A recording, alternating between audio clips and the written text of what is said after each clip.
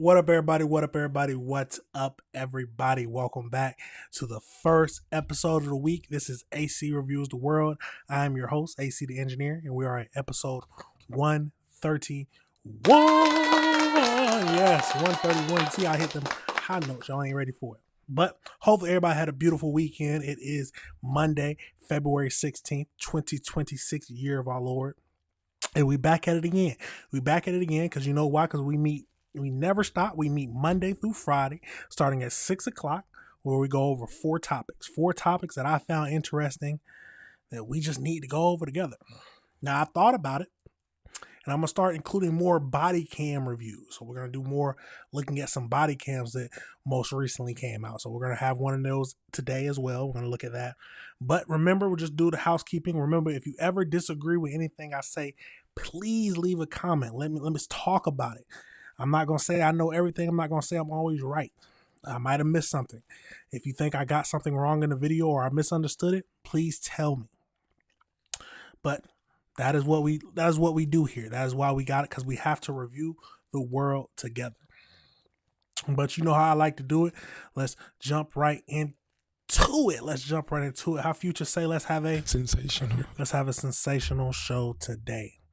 The first topic we're going to get into today, we got to go over to SC State. SC State, it looks like there was a shooting a few days ago that we need to look at. So we got an SC State shooting we're going to look at. We got a few videos to look at, and then we'll go into the AI breakdown, because you know we got to do the AI breakdown because it gives us, just in case we missed anything or some different new information that we just didn't hear. But like I said, let's jump over into it and see what we can make of this whole situation. And let's jump into it. New developments in the deadly shooting at South Carolina State University. At this hour, an emergency meeting has been called by the Board of Trustees to talk about campus safety.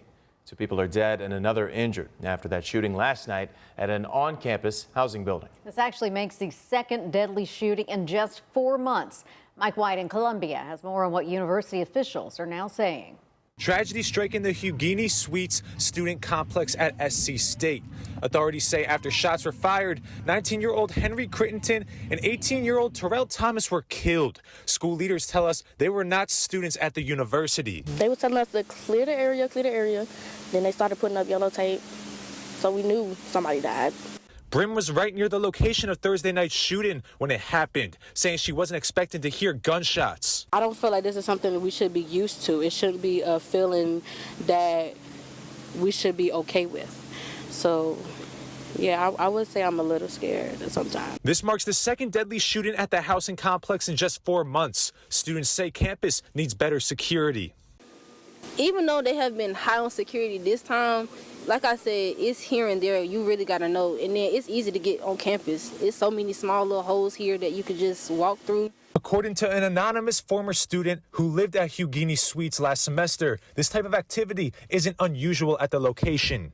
Pulled a gun on one of my roommates, and I reported it and things in that nature, and nothing was dealt with or nothing was handled. State Representative Hamilton Grant, a South Carolina State alumni. Grant calling Thursday's incident extremely tragic and says he is working with other members to help enhance student safety. I also think we've got to really take a deeper look at everyday practices with using what you have to make sure that the students, faculty, and staff of that university feel safe.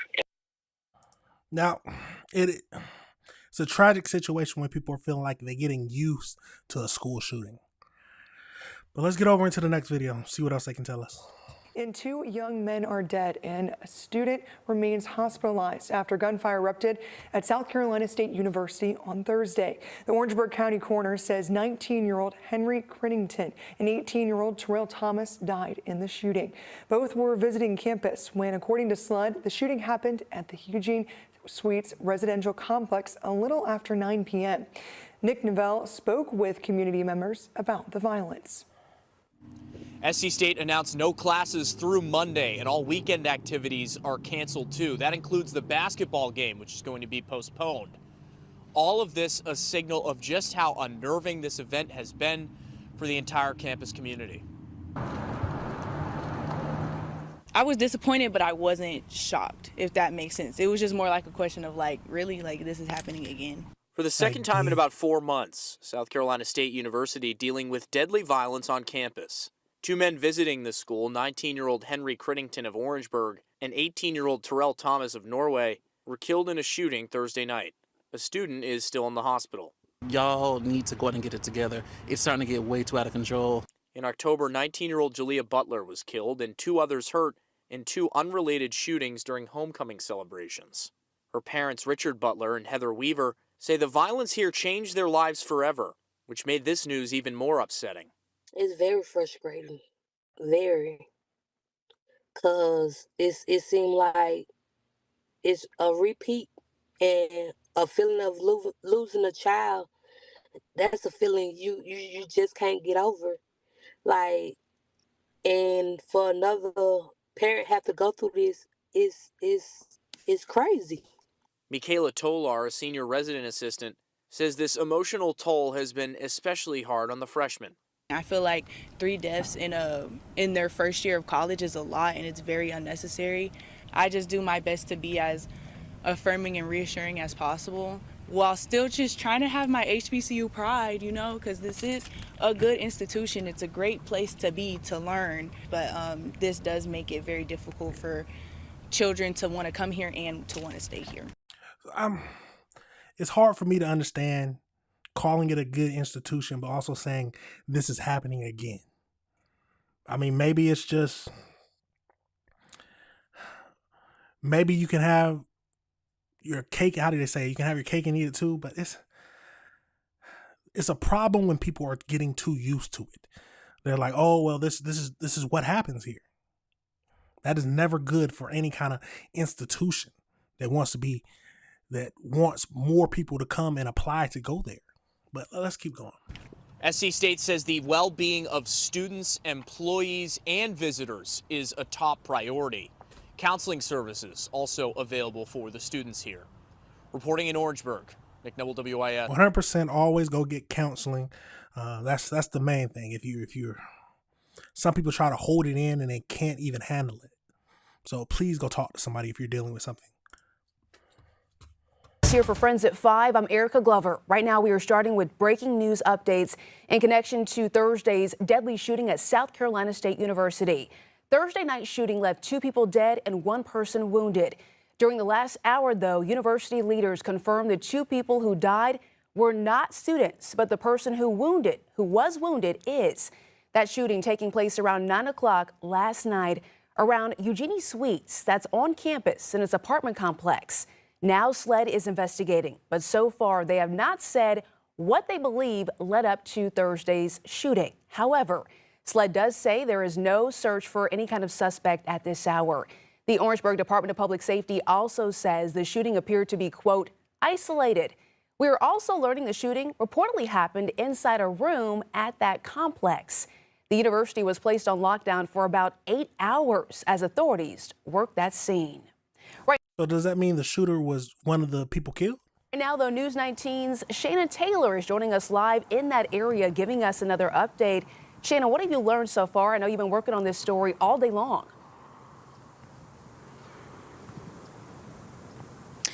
Yes, that's right, Erica. And for all our viewers now, we do now know the 2 people that were shot. We now have the identities, as the Orangeburg County coroner has let us know that Henry L. Crittington, 19, of Silkwood, Orangeburg, was pronounced dead at the scene, as well as Terrell Thomas, 18, of Horse Farm, Norway, South Carolina. And as Erica just mentioned, these 2 individuals, these men, were not students here at the SCSU campus. However, Thomas was transported to MUSC Health Orangeburg, where he succumbed to his injuries shortly after arriving at the hospital, and both individuals apparently died of gunshot wounds, and they have said that autopsies will be performed at a later time. Now, as Erica was mentioning, I want to go ahead and, of course, continue to bring you up to speed on the latest information that we know right now. As Erica mentioned, that shooting happened around 9:15 Thursday night at the Eugenie Suites student complex on campus. 3 people were shot, as we just now identified 2 of those individuals. The 3rd individual is currently still in the hospital, and we still right now do not know the condition. And as Erica also mentioned, SLED is and has been brought in and is now spearheading this investigation. It's still active and ongoing. And as she said, we've been trying to get some more information because we all know for parents, students, faculty, and staff, safety is a major concern. We've been speaking and trying to get information from the PIO at the university. We haven't heard much information yet, but I do want to say that for one of the victims, Terrell Thomas, I want to go ahead and show you some of these photos. We were able to speak with the mother of Terrell. I was able to communicate with her, and she did say that although she was refusing an interview, she did want to give a quote for me to read for our viewers right now on the air, and that quote says that she is heartbroken. He was the baby and only boy out of 6 children. He was our sports dude. He played football from the age of 6 until he graduated in 2025. He leaves behind 1-year-old twins, 3 sisters, and of course his mother. And for right now, we also do know, and it is confirmed, that the in a meeting right now to discuss safety precautions, personnel, and some more information. Of course, we'll give you the update and follow up from that meeting. But this is all the. Now, I feel like we got the gist of that video. Let's go over into the AI breakdown really quickly. So as we know, it happened on Thursday, February 12th, leaving 2 people dead and 1 injured. The location. So it happened around at 9:15 inside of an apartment at the Eugene Suites, a student residential complex in Orangeburg campus. So we got the 2 victims, Henry and Terrell. A third victim, a student of the university, was injured and remains hospitalized. His identity and condition has not been made public. The 2 deceased were not students. So a campus-wide lockdown happened, issued at 9:15 and was lifting at 5 a.m. Friday. All classes and activities were canceled through Monday, February 16th. So students have raised safety concerns regarding security at the Hudgens Suites, noting a lack of cameras and porous perimeter barriers. Basically, they can get in wherever they need to. Do we know what led to the shooting? Most likely no information has been issued yet. Officials, law enforcement agencies have not released confirmed motives or a specific sequence of events for the February 12th shooting. A police report indicates that 2 women in the room at the time of the shooting, though their involvement or relationship to the victims have not been identified. See, while not officially confirmed by the police, some students' account shared social media suggest the incident may have stemmed from a dispute between individuals. That's, of course, they're going to say that.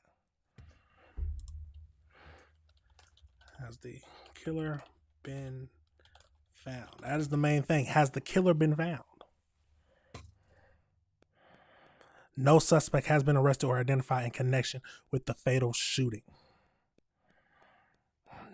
It has confirmed that no one has been caught and no description of a possible shooter has been identified. Investigators are still gathering evidence from the scene and reviewing security footage. Still on the loose. We know how it happened, some kind of dispute. Hopefully, might have been even over a woman, but it's a tragic situation. 2 people lost their lives, 2 people who weren't even students. Absolutely tragic, y'all. Let me know your thoughts on that situation. Let me know if you disagree with anything I said. Yeah, let me know if you heard any more information.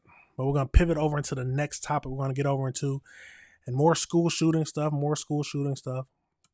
We got to go over to the Georgia school shooting. So if y'all remember, back in September of 2024, we had a Georgia school shooting where someone shot up a campus. And now the father of the school shooter is on trial.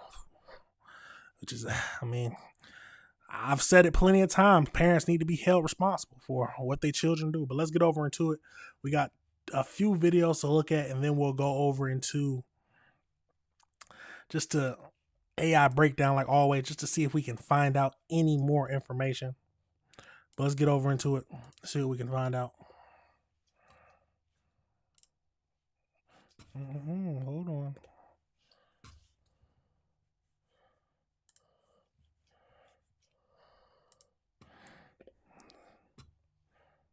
This morning, opening statements expected in the high-stakes trial of the Georgia high school shooting suspect's father. Authorities say Colin Gray's teenage son brutally shot and killed 2 fellow students and 2 teachers.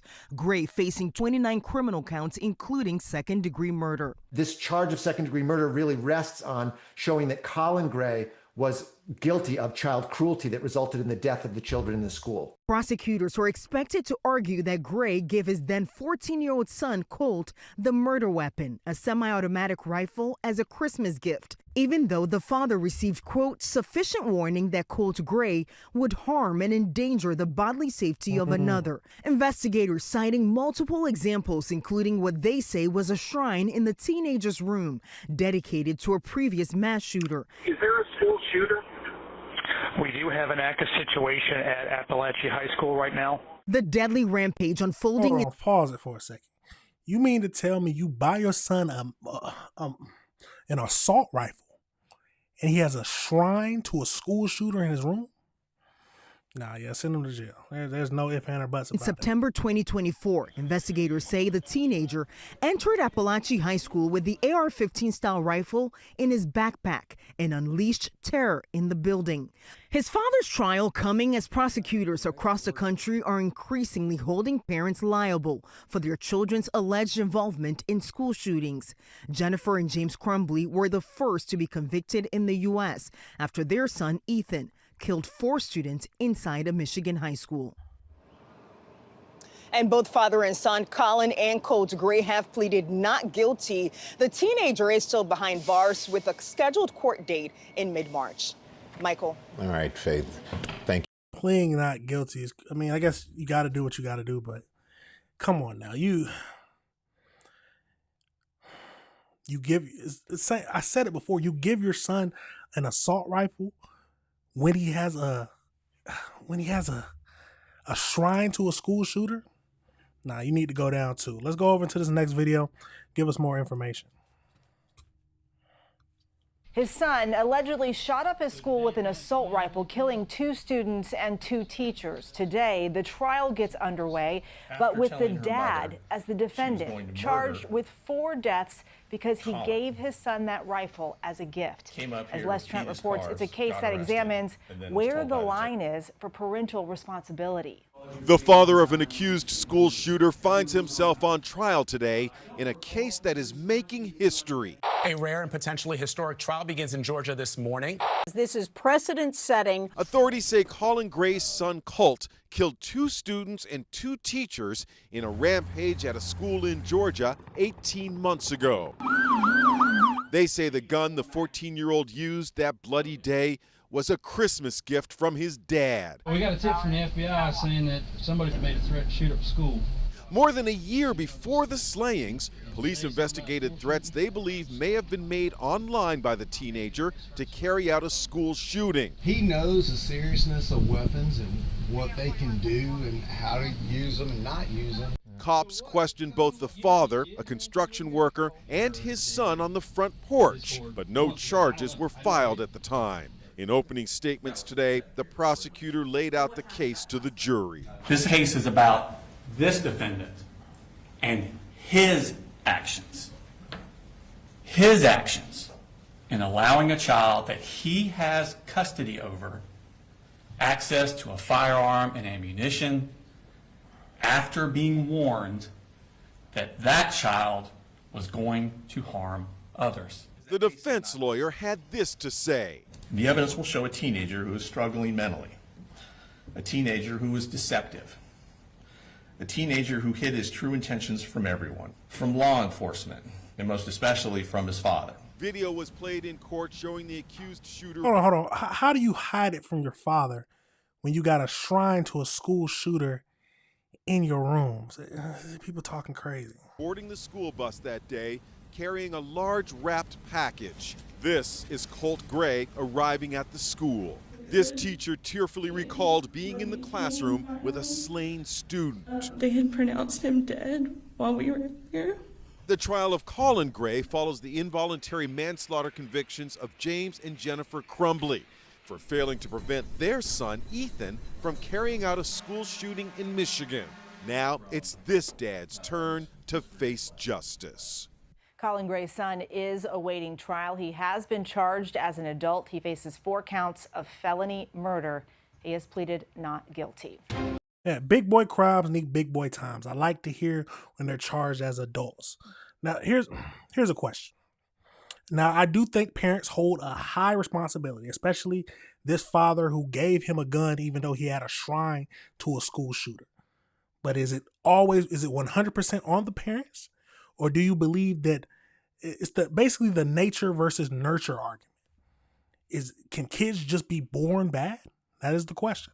Now let's go over to one more video just to wrap it all up to see if they tell us anything else. We begin with a big trial with big implications in Georgia, which got underway today. It's the trial for the father of the accused Appalachia High School shooter. Thanks for joining us. I'm Christine Spiro. And I'm Russ Spencer in for Tom Haynes. Colin Gray has pleaded not guilty to nearly 30 charges, including second-degree murder and involuntary manslaughter. Prosecutors argue his negligence gave his son the opportunity to kill 4 people in that 2024 school shooting. Fox 5's Rob Durienzo spent the day at the Barrow County Courthouse. Rob, some very emotional moments in the courtroom today. Emotional indeed. Good evening to you both. We do know just within the last hour, court has adjourned for the day, but as you mentioned, it is already off to such an emotional start. Witness testimony focused on what happened inside the halls of Appalachia High School that horrific day. The prosecutors trying to make the case that the shooter's father could have prevented it.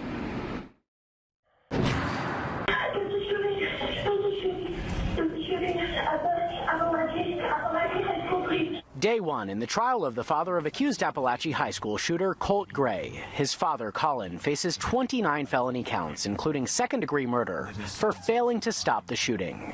The prosecutor said he bought the teen an AR after police informed him of the threats his son was making online. Your job is to decide whether or not Colin Gray knew what Colt was going to do. He utters those words, "I knew it." DA Brad Smith painted a picture of a troubled teen who had a shrine in his room dedicated to Parkland mass shooter Nicholas Cruz. Smith says DFAX was regularly visiting the family, and police asked him to restrict his son's access to guns. Defendant buys and gives 13-year-old Colt that 6-hour M400 as his Christmas present.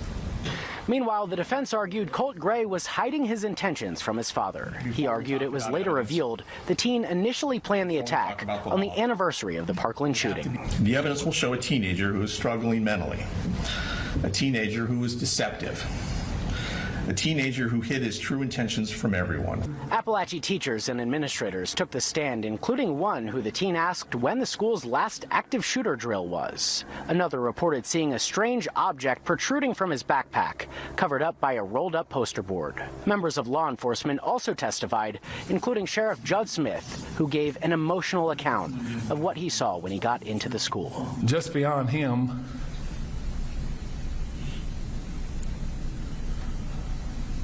was a person laying face down that I could tell was not moving. And guys, I caught up with the sheriff as he was leaving court. He still looked visibly distraught and did not want to make any on-camera comment. Meanwhile, this is the second case involving the parents of a alleged... I believe we got the gist of it. Let's go over to the AI breakdown just so we can finish it up and just see if we can learn anything else. Overall, this is an awful situation. So we know that, let's go back up here. So opening statements happened today for the trial of the father. So he's charged with 29 counts, including second-degree murder, involuntary manslaughter, second-degree cruelty to a child. If convicted of all charges, he faces up to 180 years in prison. The district attorney argued that Colin provided his son Colt with a weapon and ammunition despite clear warnings about his deteriorating mental health and obsession with mass shooters. The defense says that he was engaged. He was an engaged father who was actively seeking mental health treatments for his son and could not have predicted it goes back to he had a shrine in his room. Let's go. So as just a little background, so we know it happened on September 4th, 2024. 4 people were killed, 14, 39, and 53. 9 others were injured. The 14-year-old, who was charged with 55 felonies, including 4 counts of malice murder, he is being tried as an adult, but his trial date has not been set. And like they said, he had a shrine in his room. Now, here's the question, main question. How much time do you think the father should get for this? Should he be charged this up to 180 years? Should he have life in prison for what he did? I mean, if at the end of the day, he knew his son was we got to call it how it is, off his rocker. And he still gave him a gun after the police told him he was planning something stupid and crazy. He needs to go to jail. Probably for life. But let me know if you disagree with what I said, or let me know if you feel anything differently. It's a crazy situation. But we got to review the world together, y'all. We have to review the world together. We're going to pivot over into our third topic we're going to be discussing today. And this happened today. We got a Rhode Island hockey game shooting. I mean, I know hockey gets violent in the actual games, but it's been a while since I heard something about a hockey game shooting. But let's go over into it. We got a few videos to look at, and of course the AI breakdown. I believe 2 people have been killed. So let's get over into it and see what we can make of this whole situation. Let's jump into it. We do want to go back to that breaking news. Officials in Pawtucket, Rhode Island are now giving that update on the ice rink shooting at a high school hockey game. Let's listen in. Right now is the Pawtucket police received a call at about 2:30 this afternoon that we had an active shooter at Lynch Arena. Upon arrival, police were met with several people obviously inside the arena, and there was 2 casualties within the arena. The suspect was confirmed as one of those casualties. Later on, we learned that another casualty from the shooting was at the hospital, that they succumbed to their injuries after being at the hospital, and there is 3 additional victims at the hospital that all are in critical condition at this time. It appears that this was a targeted event, that it may be a family dispute. We cannot release the names of the victims because obviously we want to speak to the family, make sure that the family is well aware of what happened before we release that information publicly. We had assistance from multiple police departments that came in to assist, to offer their assistance. Obviously, the Attorney General is also there with us now going over the crime scene. We had several people in the building, so we are talking to them. So we're trying to put together the story and the timeline of what happened. Did this happen in the stands? Can you just describe the layout in there and where this all took place? So because we're in the initial stages of the investigation, I can't get into detail. Obviously, we're still investigating that. We're talking to all the witnesses. Like I said, there were several people within the Lynch Arena because it was a high school hockey game. So we're talking to all those witnesses. We have several witnesses that were here, and then some that we have brought to the police station where we're talking to them there. We also were able to take everybody inside the building, and we reunified them with their families down by Walgreens. We used RIPTA buses to be able to reunite those kids and people in the stands with their families. Was the shooter related to the other victims? You said a family dispute. Yes, so because it's a family dispute, I don't know the relationship exactly at this point because it's still initial, but yes, it is family related. Are you releasing any other information about the other victims, whether it's critical, juvenile, adults, any other? Not at this time until we speak to the families and we get more information. But the mayor said it was a young girl. Is that correct or not correct? It was a female, is what we know. Just a female is all you're saying, no age? Yeah, no age, we don't know. Chief, dedicated from NBC 10, can you confirm that the victim is actually the daughter of the suspect? Okay, so I'm not going to confirm who actually is the casualties at this point because, again, we want to speak to the families and make sure. Now, I don't know if y'all heard that, but a reporter said, can you confirm that the victim is the daughter of the suspect? Families are well aware of what happened before we release any information. Again, we're still only at the initial stages. It only happened at 2:30 this afternoon. Again, we went in, like I said, there were several people in there. We have several witnesses that are at the station, so we're going to put it together a story before we release information to make sure that the information's put out there is accurate and correct, and there's nobody. Chief, the 4 victims were hospitalized. Were they hospitalized because they may have been trampled or pushed down, but they actually were not shot? No, so we have So we have 3 deceased victims, right? We have 3 deceased. The suspect, and then we have 2 victims. And then we have 3 at the hospital that were part of the incident that, no, they were not trampled, that they were shot. Yes.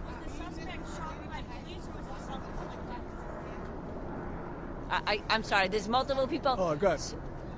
So what I can say right now. Now we got the gist of this. Let's go over to this next video. Now this next video is just a overview of the scene, just so we can.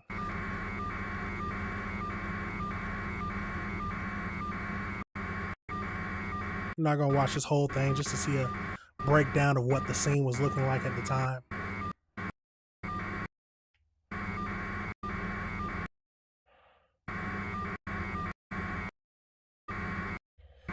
But let's go over into the AI breakdown, just to give us a little bit more information about this whole thing. So as we know, so on Monday, so today, a tragic shooting occurred during the high school hockey game at Dennis M. Lynch Arena in Pawtucket, Rhode Island. Casualties, 3 people are dead, including the suspected gunman. 1 victim has been identified as a young girl. 3 other individuals were critically injured and transported to a local hospital. Authorities believe the shooter died from a self-inflicted gun wound. Police have stated that they are not searching for any suspects. So the preliminary investigation by Pawtucket suggests the attack was targeted and may have stemmed from a family dispute. So the shooter took place during a co-op game involving several schools, including all those schools. I'm not even trying to read them all. School officials from the participating districts have confirmed that the students and staff are safe and accounted for. Live stream footage shows players and spectators fleeing the ice and stands as shots rang out. Families and players were later evacuated by bus. So based on the preliminary reports, we know that it stemmed from a family dispute. So police chief stated that the incident was not random act of violence, but an isolated, targeted event directed at specific individuals.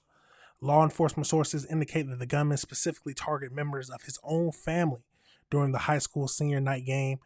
Reports from WPRI 12 News identified the victims as family members of a high school senior playing in the game. The student's mother was killed at the rink, and the sister later died at the hospital. The shooter was the father of one of the students participating in the game. He died at the scene from self-inflicted gun wounds. While the general cause has been identified as domestic abuse, police are still interviewing witnesses and reviewing the arena game live stream to establish a full timeline of the events. Wow. There are some demons in this world, y'all. So just to break down what we heard. So we know that the shooter was the father. At least that's what they're saying right now. The shooter was the father. And the 2 people who died was the mother and the sister. And it looks like the son was the one participating in the game. I say this all the time. What was going through the father's mind when he went through and killed all of them, or killed the mother and the sister, or his daughter? Some people will blame it to mental health. Some people might say it's just craziness. What do you think? The world can be a dark place, y'all. The world can be a very dark place. But we got to review the world together. Let me know your thoughts on that situation, y'all. Let me know if you disagree with anything I said. We got to pray for people. We got to pray for people. But sometimes it feels like it doesn't even work. But let's pivot over into the last topic we're going to be discussing today. And I told y'all at the beginning where we're going to start looking at more body cam footage. So I like seeing a lot of body cam footage comes out, and it scrolls through my recommendeds. So this one popped up that happened 2 days ago that seemed something we needed to look at together. So let's get over into it. We got a man who ends up gouging. The title is called "Man Gouges Cop's Eyes Out Because He's White." The world is a crazy place. But let's get over into it and see what we can make of this whole situation. Let's get into it. Let's jump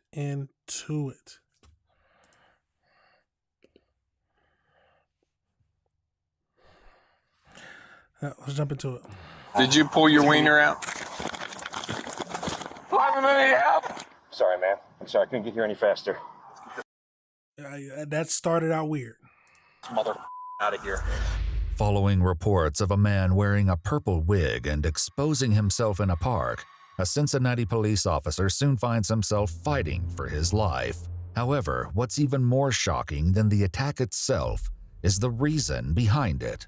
And you pulled the trigger hoping it was his gun? Yes. Because it's white and you're black. Yes. And that's why you wanted to kill him? Yes. The following is based on official police records, and the footage has never been seen before until now.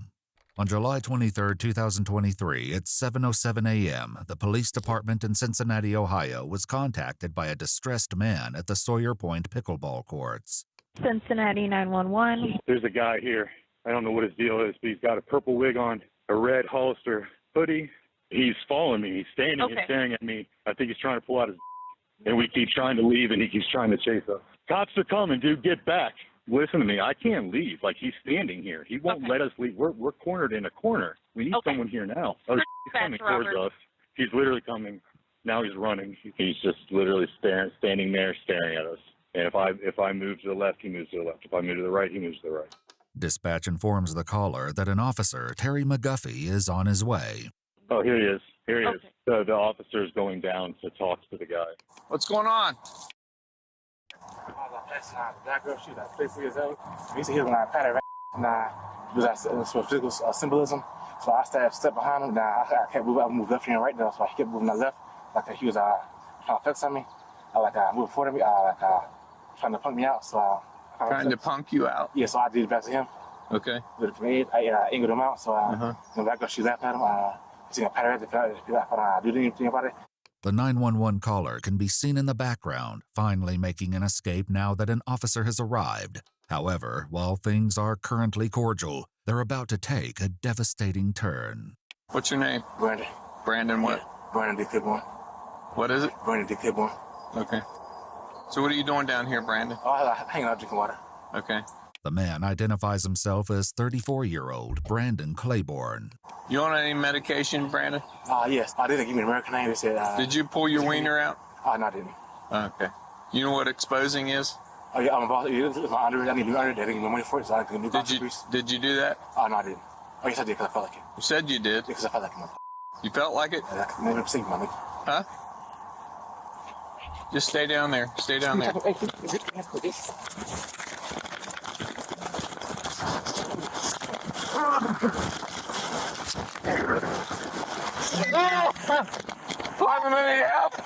Though Officer McGuffey doesn't know it, his desperate plea for help goes unheard as he's unable to reach his radio.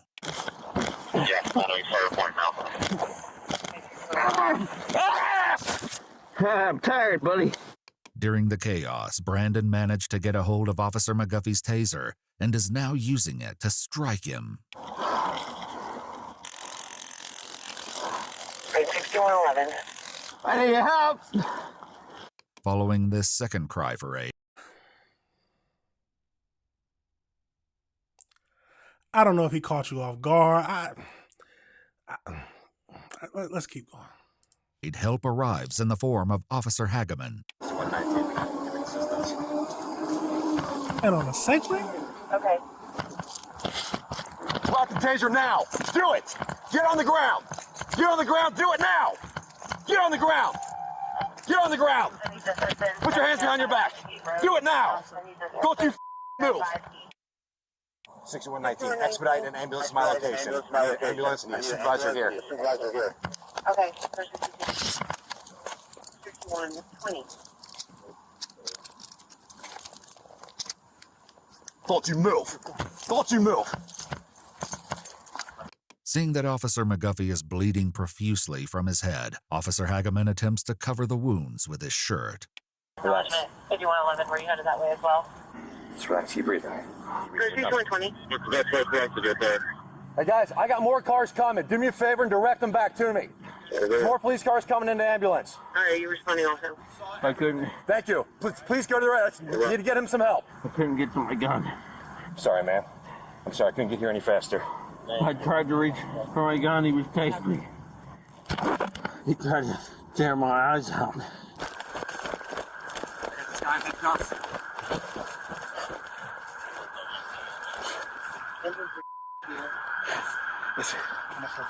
You stay there. Kept hitting me in the back of the head with something. I think this was your baton, buddy. What did he hit him with? Tased me numerous times. Tased him numerous times. I tried to get away from him. I couldn't. My tongue was all swollen. Though Officer McGuffey is conscious and responding, his injuries don't look good. He's still bleeding from wounds to the back of his head, and both of his eyes are swollen shut. This guy assaulted the hell out of him. He hit him with a. Where's that stick at? He's the baton right there. You want to pick him up and throw him in one of 33 our of them. cars and run him up? Yeah. We just need that ambulance here. Let's get this mother out of here. Get up. While Brandon is once again searched, paramedics have finally arrived at the scene. What? Get in the car. Breathe. You got smashed pretty good. Put this on here and remove it. Well, let's see what we got. Let's take a look. Okay. All right. She's split a little bit. She's got a deformity. She just kept hitting me. Okay. You're conscious. You know who you are, where you are, and all that kind of stuff, right? Yes, sir. Okay, good. He's been talking with me the whole time. All right, good. Someone grab the middle. Get out of the way. Gun, baton, flashlight. This is the guy from last night. Yes. Yes, it is. With the purple hair they were talking about. Yes. Couldn't get to his gun in time. He said he was on top of him. He said the guy started hitting him in the head, tried to gouge his eyes, tased him several times, and was hit him with his baton. As Officer McGuffey is transported to the hospital, Brandon Claiborne is taken in for questioning. All right, take a seat right there. Yeah. Take a seat in the chair. What? It's here that Brandon will reveal the motivations behind the callous attack, but not before officers realize that understanding Brandon will prove to be a challenge in itself. You all right? I guess. You guess? I guess. Okay. Have you ever been here? After that nigga, I'm a cop, nigga. See, the judge was a cop. What? My lawyer said she does. Say it again. I just said cop lawyer, cop my. Oh. That was for me? Yes. Did anyone let you know? No one's answering either number. Okay. Claiborne. I'm Detective McNeil. This is my partner, Detective Tyus. And we would like to speak with you about this morning's incident. I know it was probably something that completely unexpected, but we'd like to talk with you about that. All right. He has read his rights and agrees to speak. Brandon begins by explaining that while at Sawyer Point, he got into a fight and was chasing someone. While it's unclear who Brandon was fighting, it appears that the people he chased were the ones who contacted the police, bringing Officer McGuffey to the scene. Where did you tase him at? First, his eyes. In his eyes? First, he's at the back of his head, then we got his eyes. After being loaded into the ambulance, the paramedics attempted to check Officer McGuffey's eyes for injury. I'm gonna check your eyes, okay? Take it out of your way. Yeah, I'll get Are you able to open your eyes? This one's about swollen shut, looks like. Yeah, I can. That one's really swollen shut. That was swollen. So you took his taser, but you thought it was his gun. Yeah. And you pulled the trigger hoping it was his gun? Yeah. He said he couldn't get to his gun because the guy was on top of him. Brandon now reveals the reason he attacked him. Why did you hope that? I don't want to kill him. Why? He doesn't know me. Because what? He's white. Because he's white and what else? He's a mummy. When he's given out, he's not teased out. Okay. And you said something else I didn't catch. You said because he's white and he's... Okay, he's white and black. Okay, because he's white and you're black. Yes. And that's why you wanted to kill him? Yes. You take any medication? Yes. What do you take? Depepsin. It's a general schizophrenia. Officer Hageman also speaks with investigators, revealing that he was supposed to arrive at the scene at the same time as Officer McGuffey. However, because he was on a Segway, he couldn't get there in time. I'm getting there as fast as I can. when I started getting that butterfly feeling in my stomach, I saw the suspect standing over the top of Terry, who was bleeding profusely, kind of down in a fetal position. And if I remember correctly, he still had the taser in his hand. As his interview takes place the same day as the incident, Officer Hageman is able to provide an update about Officer McGuffey's condition. Terry's he's doing all right. Out of everything, as badly as he was beaten, he only ended up having a broken nose, which is good. I mean, the guy tried gouging his eye out, tased him multiple times, beat him over that with his baton. So he's in good spirits, and he seems like he's doing all right. Yeah. I think his CAT scan was negative too, so. After he recovered from his injuries, Officer McGuffey was also able to speak with investigators and recalled the moment everything went wrong. Well, the next thing I recall was I was on the ground with his fingers in my eyes. You know, I knew I had to get his hand out of my eye, and I finally did. At some point, he started tasing me and hitting me in the back of the head. But I also knew, in my mind, I knew I couldn't take many more of those hits. I thought, I'm done. I'm gonna die right here in the grass, and all I could think of to do was cover my head. In his interview, Brandon stated that he hit Officer McGuffey somewhere between 30 and 39 times. While he ultimately recovered, Officer McGuffey discusses the extent of his injuries. The injuries, I know you said injuries to your eye and broken nose. Broken nose. I had staples in the back of my head. How many staples did you get? 3 different places. I think there was a total of 10. What do you think should happen to you? Go to my dad's house. My dad crazy. You should think you should go to your dad's house. My dad's house. Yeah, you think you should go to your dad's house, and you think you were right in that. Yeah. Despite his insistence that being sent to his dad's house was an appropriate punishment for his actions, Brandon Claiborne was indicted for 2 counts of aggravated robbery, 1 count of attempted murder, and 2 counts of felonious assault. He was found guilty and sentenced to 22 to 27 and a half years in prison and was classified as a violent offender. This is a crazy situation. Absolutely crazy situation.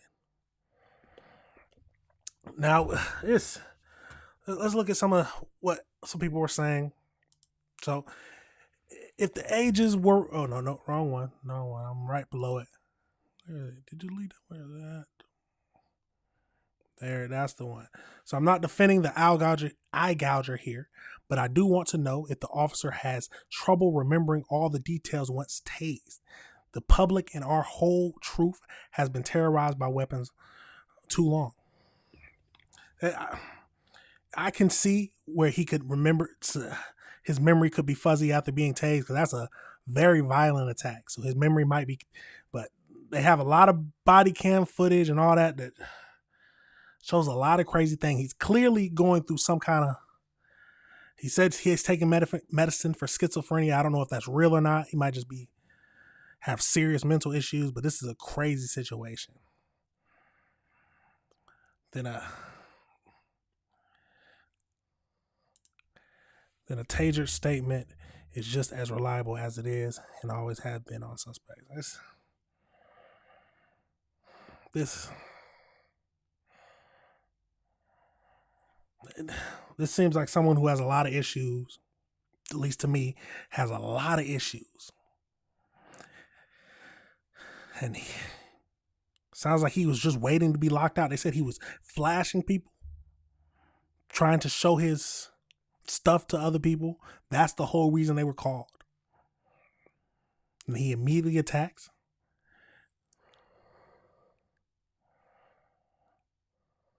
Yes. It's a tragic situation, but yes. It's sad that the cop has to get tased while already horizontal to find out how many. Yeah.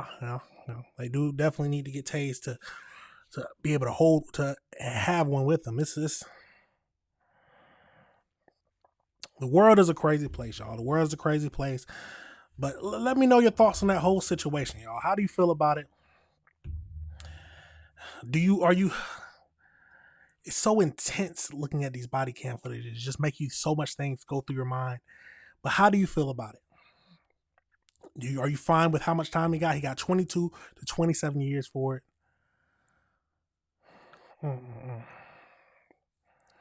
absolutely crazy, but I'm happy he was caught. He had to be caught because that was crazy. But that's it for now, y'all. The world is a crazy place, but that is the last topic we're going to be looking at today. Like always, if you disagree with anything I said, please let me know. Thank you for all who watched the live stream today. Thank you for watching later. I'm always happy to have people in here watching it with me, telling me your thoughts, thinking some of the same things I'm thinking. My first question watching that last one was, why was he in a wig? But we ain't gonna get into too much of that. But like I said, thank you for watching now. Thank you for watching later. These videos will be broken down so you can go back and watch the one you want if you like to. Or just hit the like button and subscribe button and hit that notification bell so you can be up to date on all the videos, y'all. That's all I require to show your support is hit that like button, hit that notification bell, and then hit that subscribe button. And tell your friends if they like seeing some of these crazy things. I'm going to start reviewing more body cam footage just because it's something I like to see. Tell me if you have any recommendations on any of the stuff I should be reviewing. But it's stuff we need to review so we can at least figure out how to move. And because if you don't understand how you need to maneuver in this world, you can end up in a terrible place. But that's it for now, y'all. Y'all already know I got to play that outro to end it. But I'll see y'all tomorrow. That's it for now. Peace.